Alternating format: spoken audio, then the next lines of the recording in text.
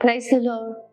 అనేకులు వారికి ఉన్న బలాన్ని బట్టి, అధికారాన్ని బట్టి నీకు వ్యతిరేకంగా మాట్లాడుతూ నీ హృదయాన్ని గాయపరుస్తున్నారేమో. వారికి ఉన్న అధికారాన్ని నీ మీద ప్రయోగిస్తూ నేను ఇబ్బంది పరుస్తున్నారా ప్రియ దేవుని బిడ్డ?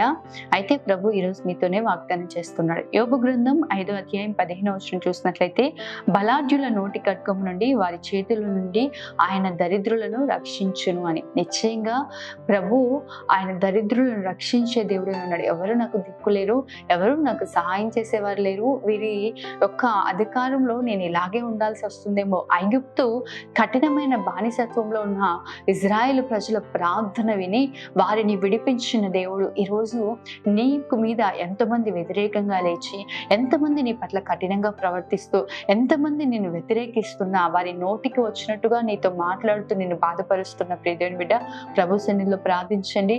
దిక్కులేని దరిద్రుల ప్రార్థన నిరాకరింపక ఆయన వారి ప్రార్థనల వైపు తిరిగే దేవుడుగా ఉన్నాడు. నిశ్చయంగా తప్పక నీకు సహాయం చేస్తాడు. నీ జీవితంలో అత్యధికమైన ఆశీర్వాదాన్ని నువ్వు కనులారా చూస్తావు. ఆమె. God bless you.